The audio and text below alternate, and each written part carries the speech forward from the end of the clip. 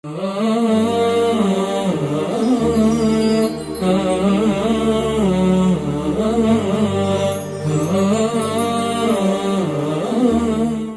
لله رب العالمين،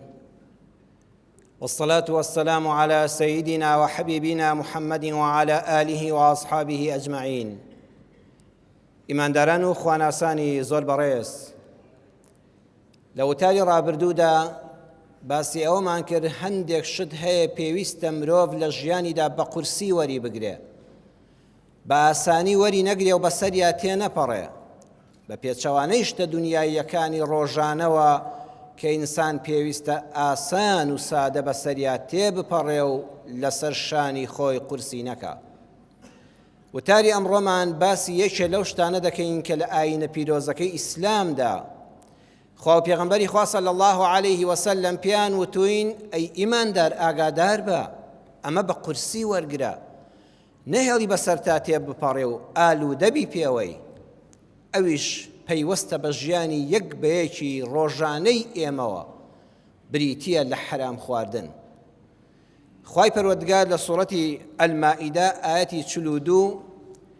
لە ذەمی یەهوودا ئەفەرمێ ئەو جوولەکانەی کە ئەم دوو سیفەتە ناشرینیان هەبوو بە هیلاکا چوون: سەماعون للکەذب ئەکالون للسحت. جا ئەمە لە قورئانەکەی ئێمەدا هاتووە، واتە بۆ من و تۆی موسڵمانیشە ئاگادار بە ئەم دوو سیفەتە تیا ڕەنگ نەداتەوە. هەر پەیجەکت بینی، هەر کەناڵەکت بینی دژی خوا و پێغەمبەر دەدووە صلی الله علیه وسلم بە ناوی دینیشەوە لێی دەدا، کوڕە خۆتی لێ بپارێزە. ئەوە سەماعون للکەذب، وا لێدێ هۆگری ئەو درۆیانە دەبی. گوێی خۆت باخنە، لەم هەموو بەتاڵی بڵاو دەکرێتەوە. ئاخر بۆ خێرمان کەمە، توخوا خێر کەمە ئینسان گوێی بۆ بگرێ حتا ئالوودەی شەڕ بێ بۆ بیستنی، بۆ پەیجی قسەی خێر کەمە ئینسان ئالوودەی شەڕ بێ. چەند ناشرینە مسلمان دەکەوێتە داوی ئەم سیفەتەی یەهودەوە. وەڵڵاهی جار هەیە وتار دەخوێنیەوە، من وتارم هەبووە 40 دقە 30 دقە بەلانی کەمەوە، کەسێک دێ 30 چرکەی لێ دەردێنێ، 30 چرکە. ئەها مامۆستاوا دەڵێ ئەوە قسەی خۆیەتی، ئێتۆ ئەو 30 چرکەیەت سەقەت کردووە. ئەی دقەکانی پێشووی، ئەی ئەوانەی دواوەی، ئەی مبتەدا و خەبەرەکەی هاتووی بۆ لێدانی کەسێک 30 چرکە لە 30 دقە دەردێنی.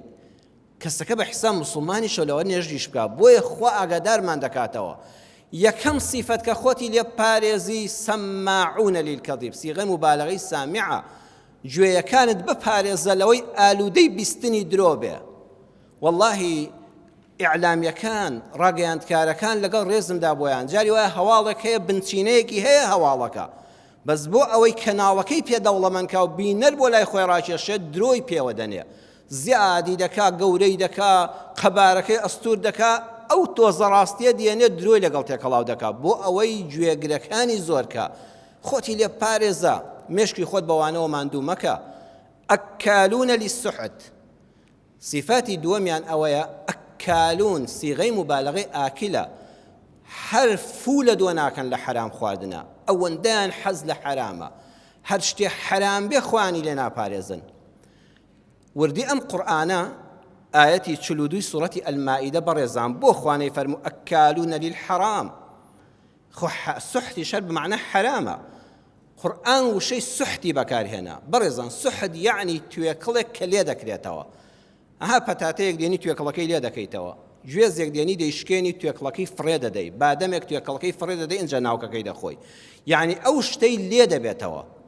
خوا دەفەرمێ ئەو ماڵە حرامانەی کە بەگشتی خوا حرامی کردوون لە شەریعەتەکەیە، هەر کەسێ بیان خوا دینەکەی لەدەست دەدا.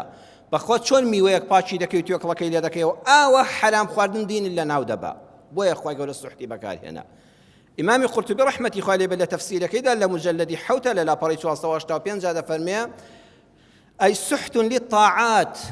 هەر کەسێ حرام خۆر بێ و ماڵی خەڵک بە ناڕەوا بخوا، ئەم تاعەت و عیبادەتەی دەیکەی هەمووی لە ناو دەبا. چۆن میوە توێکڵەکەی لێ دەکەیەوە، ئاوە تاعەت و عیبادەتەکانت دەبا حرام خواردن. هەروەها ئیمامی قورتوبی دەفەرمێ ئەی لمروءەتی الئینسان، هەروەها پیاوەتی و مەردایەتی و شەهامەت بە ئینسانەوە نایەڵێ. والله هەر کەسێک تووشی حرام خواردن بوو مەردایەتی لەدەست دەدا. لە قاموسی گەورەی لیسان العەرەبە دەفەرمێ لە ناوبردنی چی ماڵە بەرەکەتی ماڵە. کابرای حرامخۆر ڕەن بێ بە ژمارە و بە چەندێتی پارەکانی لە ڕووی ژمارەوە زۆرکە، بەڵام وەڵڵاهی بەرەکەت لەو ماڵەدا نییە. نە دڵی خۆشە، نە ماڵ و منداڵی بۆ ئیسلاح دەبێ، نە لەشی ساغ دەبێ، نە حرمەتی دەبێ، نە دەزانێت چی هەیە، نە دڵی خۆشە بۆ خواردنانەی کە دەیخوا. بەرەکەت لەو ماڵەدا ناهێڵێ حرام بەڕێزان. ئاگەر لە خۆت بێ خۆتی لێ پارێزە. بۆیە ئەم دوو سیفەتە خوای گەورە ئاماژەی پێکردن کە خۆمانی لێ پارێزین. بە قورسی وەریگرا درۆکردن و ئالوودەبوون بە درۆوە خۆ ئینسان یەکەم جار وا نەبووە، یەک دانەیە ڕاددەشێشێ. وەڵی حرامیش وایە. ئەوانەی ئەکالونن یەکەم جار ئاکل بوون، لە یەک پاری و بچووکەوە دەستیان پێکرد، وردە وردە وردە وردە ئالوودەی حرام دەبی، ئەوەندەی حەزت بە حرام دەبێ حەزت بە حەڵاڵ نامێنێ. نەفست داوای دەکا وردە وردە لەگەڵ یا تێکەڵاو دەبی. هەموو جۆرەکانی حرام کەوەی ئاشکرا لای ئێمەی ئیماندار و جەنابتان یەک بە یەک دەیزانن، وەکو چی؟ ڕیبا خواردن، قومارکردن، بەرتیلدان، بەرتیل خواردن، داگیرکردنی ماڵی کەسێک، خیانەتکردن بەوەی چاوبەستەکی لێ بکەی لە مامەڵەدا، غەشی لێ بکەی، تەزویر بکەی، مەوادی ئەکسپایر بێنێ وڵاتەکەوە. کابرا دەچێت لە سین و وڵاتانەوە شت دێنێ، هەرچی شتی خراپە لەم کوردەیە سەرفی دەکا بەداماوە. گڵۆپێک دێنێ هەمووی دوو ڕۆژ ناخێنەسەیەکەی سوتاوە. پلاکەکە ماڵی چەند کەسی وێران کرد و شۆرتی کارەبای پێ دروست کرد لە پێناوی دەوڵەمەندبوونی خۆیدا. خۆ ڕێگر هەر ئەوە نییە کە دەچێت خەڵک دەکوژێ بۆ پارە، تۆش ڕێگرێکی بە ناوی بازرگانی وڵاتەکەوە. ئەوانەی لەو سەر سنوورانن ئاگاتان لێبێ، واللهی معاشەکەت حرامە. ئەوەی لە کوالیتی کۆنتڕۆڵە بەپرسی هیچ بەرپرسێکی نابەرپرس بە قسەی مەکە. زانیت شتەکە بە خەڵک نایە و خراپە بۆ میلەتەکە، نەهێڵی داخڵی وڵاتەکە بێ. ئەمانەتی سەرشانتە، ئەمانە هەموو حرامن. ئەوانەی کە بازرگانی دەرمان دەکەن، دەرمانێک دێنە ئەم وڵاتەوە، لە وڵاتان خەڵک بەکاری ناهێنە بەداخەوە خۆی پێدەوڵەمەندەکە.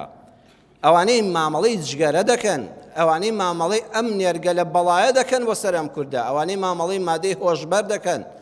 ئەوانەی ئەمانە هیچ ناکەن، دوکانی هەیە و بەکرێ دەیدا بۆ ئەوە. کابرا قومارخانەی تێدا داناوە، کابرا جگەرەی تێدا دەفرۆشێ، کەسێشکە کوڕە ئامان وریابن خەڵک هەیە حاجیە دوکانەکەی داوە بەکرێ، خەڵک نێرگەلەی تێدا دەفرۆشێ، خەڵک داوێتی بە کافتریا و شەوانە قوماری تێدا دەکرێەوە، هەموو گەنجە دووکەڵاوی بووە، کرێکەشی دەخوا و ئەزانە گەزۆ و مازووی خواردووە. ئەمانە با بۆ خۆشت نەیکەی،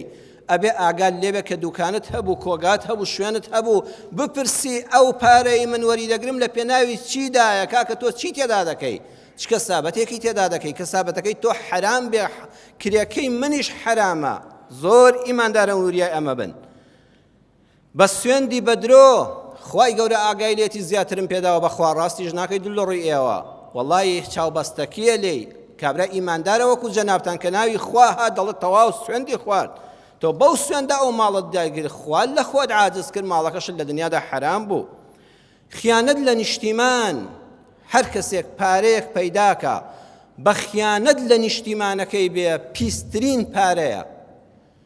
لە کتێبی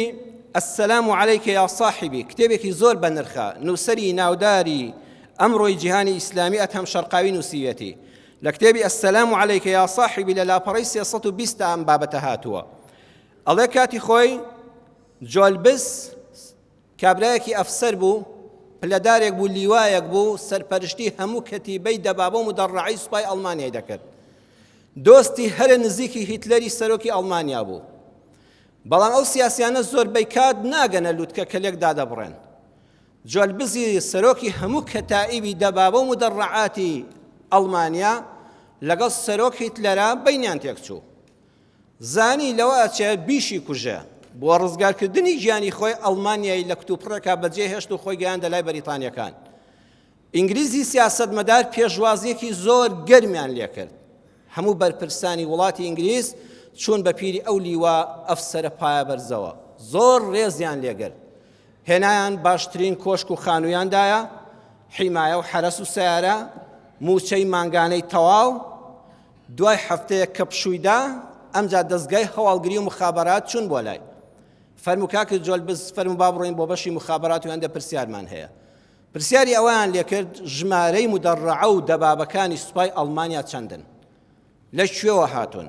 لە کوێ دادەندرێن، لە کوێ کۆگای تەقەمەنی تۆپەکانتان هەیە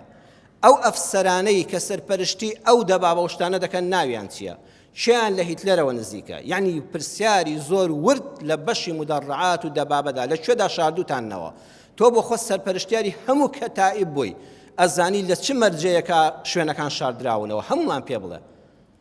ئەویش وتی وابزانم ئێوە بە هەڵە حاڵی بوون لە من وتیان چۆن وتی من معارەزەی سیاسی هیتلەرم من معارەزەی سیاسی ئەو حکمڕانم کە ئێستا حکمی ئەڵمانیا دەکا من دژی ئەو حکمڕانیەکەی و هەڵوێستە نەشیاوەکانیم بەرامبەر بە مرۆڤایەتی بەڵام من خیانەتکار نیم بەرامبەر بە نیشتیمانەکەم دڵنیا بن یەکێک لەو نهێنیانە نادرکێنم من ڕۆژە دەچمە وڵاتی خۆم کاتێک ئەو حکمڕانیە نەما بۆیە ئامادە نیم هیچ خیانەتێک بە نیشتیمانەکەم بکەم ئەوەش خانووەکەتان دەچم لەسەر شەقام دەخەوم ئەوەش سوێکی سارەکەتان ئەچم شەقام دەماڵم ئەگە بەحکە ناس قبوڵم کەن بەس ئامادە نیم خیانەت لە نیشتیمانەکەم بکەم ئامادە نیم هەموو کلیلی نهێنیەکان لای منە تەسلیم بە ناحەزی وڵاتەکەمی کەم تۆ بچی وێرانی کەی وڵاتەکەم وێرانکەی ئەڵێ وتیان ئەگەر بێت و نەیدرکێنی بە خۆشی تۆ لەژێر دەستی ئێمەداین سزات دەدەین بردیانە ژووری تەعزیب چاوترسانیان کە سوودی نەبوو تەعزیبی فعلی دەستی پێکرد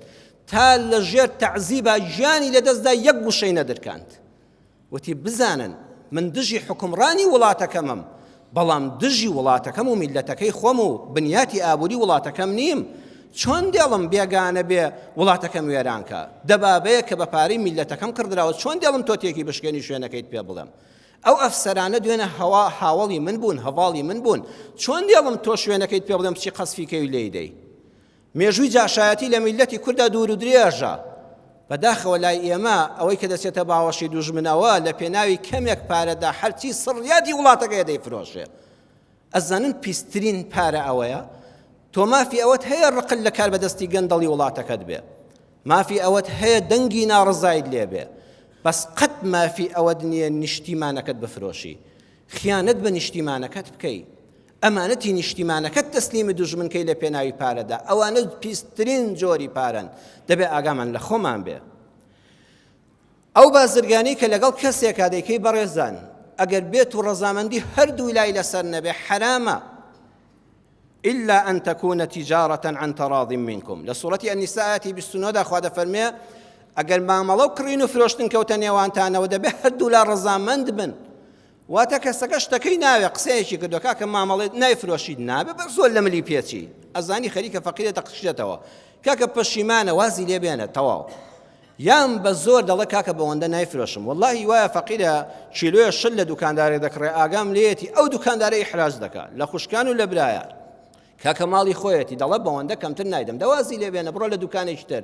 ئەوەنە زۆری لێ دەکات تەریقی دەکاتەوە ئیحراجی دەکات هەیە مامەڵە کۆتایی پێ هاتەوە خانوویەک لە جەنابەت کڕیەوە پامەڵە هەموو کۆتایی پێ هاتەوە وڵای دوای لەو سەر و 5 وەرەقە نادەمێ تۆش پیاوێکی بەڕێزی خۆ ناچێ سەری بۆ ماڵەکە بۆ 5 وەرەقە بۆ $500 ئەو $500 حرامە چونکە کابرا تازە لە ڕووداما خوا دەفەرمێ ئەوە بابی مفاعلەیە عن تراض منکم لە هەر کڕین و فرۆشتنێکا دەبێت دڵنیابی دڵی هەردوو لا بە ئەو پەڕی قەناعەتەوە ڕازی بێ ئەینا حرامە لە کەمترین حرامە بە قورسی وەریگرا مەڵێ ئەو تۆزە هیچ نییە ئێمە پێشەوامان محەممەدە صلی الله عليه وسلم سەروەری سەرداران خاتەمی ئەنبیا و مرسەلین حەزەتی محەممەدی ئەمین صلی الله عليه وسلم لە صحیحی بوخاری و مسلیمە فەرموودە کە هاتووە ڕۆژێک لە مزگەوت بەرەو ماڵەوە گەڕاوەتەوە لەسەر ڕێگا دەنکە خورما و قەسپێکی جوانی بینی هەڵی گرتەوە فەرمووی لولا أني أخاف أن تكون من الصدقة لأكلتها والله أقل ترسي أو نبي أما مالي زكاة بو خزيانة هاتبه ولا رقا كوتبه ترسي أو نبك أما مالي زكاة خيرا والله دم خوارت أم حديثة دو درسي زور قوريت هدايا يكم يعني تولى عربستان أبي وكلان جوز لهورامان به تولى ناو أو همو باخدار خرماي أو كاتي مدينة دا خەڵکێک لەسەر خەرمانی دار خورما دەنکە خورمایەک بپەڕێ لەولاوە هەڵی نەدەگرتەوە ئەی چ جای لەسەر ڕێگا دەنکە خورمایە کەوت بێ پێغەمبەر صلی الله علیه و سلم بە ئامۆژگاری موسڵمانانی کرد هەموو خەڵاتەکانی خوا بە تایبەت خواردن بە بەرزی وەرگرن با لەسەر جادەش کەوت بێ هەڵی گرەوەکو ڕێزێک فڕێی مەدە فەرمووی وەڵڵا بۆ خۆم دەم خوارد نەک لەسەر باخەکە بێت لە ڕێگاش بیدۆزمەوە هەڵی دەگرن فوێکی لێ بکە دەستێکی پێدا بێنە خاوێنی کەەوە بیخۆ بیخۆ بەڵام نایخۆم بۆ ئەترسم ئەوە ماڵی زەکات بێ چونکە نابێت پێغەمبەر و ئال و بەیتی زەکات وەرگرن بۆ چونکە معاشیان هەیە لەو کاتەدا پێوتین معاشی بن دیوار حرامە ئەی مەسئولەکان ئەو معاشەی حکومەت بۆی دیاری کردووی حەڵاڵ و نۆشی گیانت بێ لە پشتی ئەوەوە نابێت دەگە لە حکومەت دەی نابێشتی تر پاش قول دەی پێغەمبەرەکەت دەفەرمێن نەڵێ ئەو تۆزە هیچ نییە یەک دەنکە خورما بە پێغەمبەرەکەشی حرامە سەرەڕای موچەکەی خۆی ئەو دەنکە خورمایە دەبێت بە قورسی وەریگری سەحابە ناوت ئەی پێغەمبەری خوا کوڕەدا هەر وەکو هەڵت گرتوتەوە پاکت کردوتەوە دەبی خۆ دەنکە خورمایەک چییە لە حرامە دەنکە خورمایەک زۆرە بۆیە پێغەمبەر صلی الله عليه وسلم وەکو لە بوخاریدا هاتووە دەفەرمێ کاتی حەسەنی کوڕی ئیمامی عەلی کوڕی فاتیمە کچەزاکەی پێغەمبەر صلی الله عليه وسلم ڕیحانە بۆن خۆشەکە ئەو منداڵە جوانکی لێی بینی تازە فامی دەکردەوە 3-4 ساڵەیەک دەنکێ خورما هاتبوو علاقەیە خورما هاتبوو حەلەقەیەک هی زەکات بوو بیبەن لە بەیت المال داینێن ئیمامی حەسەن ئەو منداڵە بچکۆ لە 3-4 ساڵانەیە دەستی بە دەنکێ خورمای هەڵگرت مناڵەوە حەزی لێیەتی خستیە دەمیەوە پێغەمبەر صلی الله عليه وسلم خێرا فەرمووی کخ بیتفەوە دەستی کردە قورگیەوە دەمیەوە خورماکەی دەرێنایەوە فەرمووی نەی خۆی ڕۆڵی جان نازانی ئێمە نابێ ماڵی زەکات بخۆین و پێمان حرامە چونکە باوکت معاشی هەیە لە حکومەتە نابێت لەوە زیاتر بخۆی من و تۆ بینەڵە کوڕە کاکە مناڵە جا مناڵە حەزی لێ بێ قەزابی دەنکێ خورما چییە بەو خوایە ئەو مناڵە لە ئێستاوە فێری نەکەی لە دەنکێ خورماوە دواتر تەنێ خورماش بە دزی و بە حرامی دەخوا هەندێک لە بەرپرسان دایمە هەمیشە دەپارێزم چونکە بەخوا خەڵکی شەیە مەسئولیشە لە وڵاتەدا پێشمەرگەی دێرینیش بۆ بە پاک و پوختی ماوەتەوە پاک پخت سەربەرز لە ناو میلەتەکەی خۆیدا بەڵام بەشێک لەو دز و گەندەڵانەی وڵاتی ئێمە لە ئینتیفازە و فێری دزی بوون هاتنەوە کەلوپەری ئەم شارەیان دزی ئەم وڵاتەیان دزی ئەو دایرەیان دزی دواتر تانکەریان دزی دوای گرێدەر و گەڵابەیان دەدزی دوای شۆفڵیان دەدزی دوای سەدیان دزی دوای تەنێ شیشیان دەدزی ئێستا نەوتی وڵات دەدزن ئەگەر لە دەنگێ خورماوە فێری حرام بووی مەڵە هیچ نییە مناڵەکە بابی خوا کوڕەوە چییە ئەو هیچە دەبێتە تەن دەبێتە ئەتمان وڵات وێران دەبێ بە تایبەت ئەوانەی بەرپرسن دەبێ منداڵەکانیان ڕابێنن ئەمە موڵکی تۆ نییە دەنکە خورماکەی لە دەمی دەرێنایەوە تا ئیسلام لە ناو دڵەکانە بوو حرام زۆر بە قورسی وەردەگیرە بۆیە لە کتێبی الوەرع والزهد علامە دکتۆر یوسف قەرزاوی لە لاپەڕەی 320 تا باسی کردووە ئەڵێ عەبدوڵای کوڕی مبارەک تاقانەی بابی بوو کاتی خۆی لە شاری مەڕوە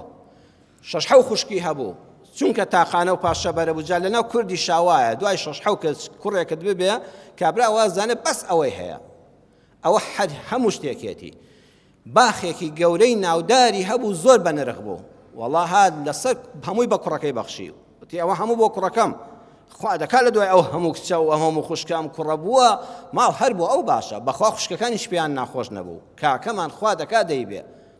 عەبدوڵڵا منداڵ بوو بابی دوایی وەفاتی کرد باخ و سەروەت و سامانی بابی هەموو بۆی مایەوە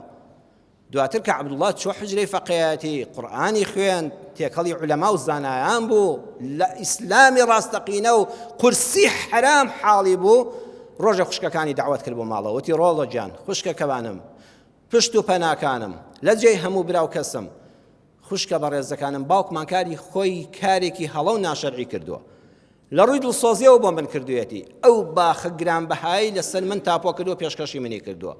من ئێستا لە دینی خوا حاڵی بووم ئەوە حرامە والله باوکم لە جەهەنەما باجەکەی دەدا یەکەم کەسێکیش دەبێ من باوکم خۆش بێ لە پێناوی منە ئەوەی کردووە بۆی باوکم ڕزگاری بێ و منیش ڕزگارم بێ ئەو تاعەت و عیبادەت دەیکەم بە فیڕۆنە چێ خوشکەکانم وەرن بە شەرعی خوادا بەشی دەکەین لە نێوان خۆماندا هەرچی خوشکەکانی وتیان کاکە 100 جا گەرنت ئازابێ و گەرنی بابیشمان ئازابێ فەرمووی بەخوا گەردن ئازایی وا نابێ پیاوی بەڕێزی وەکو جەنابتان دنیاری دە و شەرعزانی باز کرد بە شەرعی خوا لێی دابەشکردن بەخوا دەبێت تۆ ژوابی بەخوا کە زانیت بەڕێزم حرامە مەڵی هیچ نییە کورەوە تا خۆ خوشکەکەم کوتی گەرنە دازابێ ئێ فەقیرە خۆ نایە شەڕ لەگەڵا بکات دە تۆ بۆی بەرەوە ماڵەوە بزاندا خۆ دەیەوێ یان نا بەڵام گورگە خوڵقەی مەکە شتێکی خراپە ئەبێ بە حرامی بزانی بەخوا لە کوردی شا ئەوانەمان هەبوون زانای پایەبەرزی کورد خوابی پارێزێ مامۆستا شێخ محەممەد عەلی قەرەداغی کتێبێکی هەیە زۆر بەناوبانگە بوژانەوەی مێژووی زانایانی کورد لە بەرگی دوو لە لاپەڕە 226 دەفەرمێ مامۆستا مەلا عەبدولعەزیزی شنۆیی خەڵکی شنۆی کوردستانی ڕۆژهەڵات ڕۆژهەڵاتی کوردستان لە بەغدا دەخوێنێ، بەغدای عێراق. لە بەغدا کە خوێندن تەواو دەکات چەند ساڵێک دەمێنێتەوە دەڕواتەوە بۆ شنۆ بۆ ڕۆژهەڵات،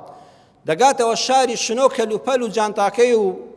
بوخچەکەی دەکاتەوە سیر دەکات قەڵەمی هاوڕێیەکی تێدایە. ئەوە کاتی خۆی هاوڕێ بۆ لە بەغا بەیەکەوە لە حوجرە بوون و چەند ساڵ بەیەکەوە بوون، قەڵەمی ئەو هاوڕێی کە لێی وەرگتۆ پێی بنووسێ قەڵەمەکە وا لە ناو جانتاکە و بوخچەکەیدایە. جا بزانە بەڕێزان لە شنۆ بۆ بەغا نە سیارە هەبووە نە تایارە هەبووە، یان بە پێ یان بە سواری گوێدرێژ و وڵاخێک. لە شنۆوە لەبەر خاتری ئەو قەڵەمە دەگەڕێتەوە بەو هەموو ڕێگا دوور و ناڕەحەتە دەدەچێتەوە بۆ بەغا. فەقێکە دەدۆزێتەوە، هاوڕەکەی دەدۆزێتەوە، قەڵەمەکەی دەداتەوە. ئەو هەموو ڕێگا دوورە نەیوت کوڕە دەهیج نییە، کوڕە پارەکەی بۆ بکە بەخێر، کوڕە جا قەڵەمێک چی ئەوەندە دێنێ، من و تۆ بینوا دەڵێن، بەڵام بەخوا دەیهێنێ. ئەو ئینسانە جاری وایە ئەو مادە کەمە حەتا مردن لە بیری ناچێتەوە، دڵی پێوەیەتی متمانەی بە تۆ هەبوو کە بە ئامانەت دای بە تۆ، با کەمیش بێت چاوەڕێیە بۆی بژێڕیەوە. دین و ئیمانەکەت مەتاشە. بەڵام پێغەمبەری خوا صلی الله عليه وسلم فەرمووی لە صحیح بوخاریدا: يأتي على الناس زمان لا يبالي المرء ما أخذ منه أمن الحلال أم من الحرام. بەداخەوە زمانێک بەسەر خەڵکیدا دێ خەڵک تەنها مادە دەبینێ، تەنها پارە و دینار و دۆلار دەبینێ، وەریگرە و مەپرسە حەڵاڵەیان حرامە. دەفەرمێ بەخوا بە چاوی خۆتان دەبینن خەڵک بەس وەرگرتن دەزانێ، بیری ئەوەی نییە حەڵاڵەیان حرامە لە بێژنگی نادا. داواکارم دەخوای پەروەردگار یا ڕەبی خوایە لە حرام بمان پارێزێ، یا ڕەبی خوایە ئەوەندەمان حەڵاڵ پێ ببەخشی، خوایە محتاجی خواردنی حراممان نەکەی، یا ڕەبی خوایە ئەوەندەمان حەڵاڵ و ڕزق و ڕۆزی حەڵاڵ و کەسابەتی حەڵاڵ پێ ببەخشی، بێ احتیاجمان کەی لە پەلاماردانی حرام. یا ڕەبی خوایە ماڵ و منداڵمان ساڵح کەی، خێزانمان ساڵح کەی، ئەوانەی منداڵیان نێ پێیان ببەخشی، ئەوەی ئاژاوی خێزانی هەیە ئیسلاحی حاڵیان بکەی، ئەوەی نەخۆشیان هەیە یا شافی یا ئەڵڵا شیفای بەخێریان بۆ بنێری، ئەوەی نەخۆشیان هەیە یا شافی یا ئەڵڵا شیفای بەخێریان بۆ بنێری. یا ڕەبی خوای پەروەردگار ئەو قوتابیانەمان ئەو خوێندکارانەمان کە شەوی ڕابردوو لە 12ی زانستی وێژەی و پیشەیی نمرەیان وەرگرتەوە، ئەوانەی دەرچوون بە پلەی یەکەم و هەموو پلەکان بە ئاواتی خۆیان گەیشتون، یا ڕەبی خوالیان پیرۆزکەی، هەموو ئاواتێکی داهاتووشیان بێنە جێ، ببنە خزمەتکاری دین و ژینی ئەم وڵاتی کوردستانە. یا ڕەبی خوای ئەوانەی کەوا دەرەجەیان کەمە کە دەرنەچوون، خوای هیممەتیان پێ ببەخشی، خوای نەڕوخێن لە ناخەوە، هیممەتیان بەرزکەی لە قۆناغی داهاتوودا، لە ساڵی داهاتوودا ئەوانیش و هەموو ڕۆڵی ئێمەی موسڵمانیش بە ئاواتەکانی خۆیان بگەن. ئەم وڵاتەمان لە هەموو نەهامەتێک یا ئەرحەم الراحمین بەدوورکەی، لە هەموو خێر و بەرەکەتێک بەسەرمانە بڕێژی. ئامین ئامین والحەمد لله رب العالمین.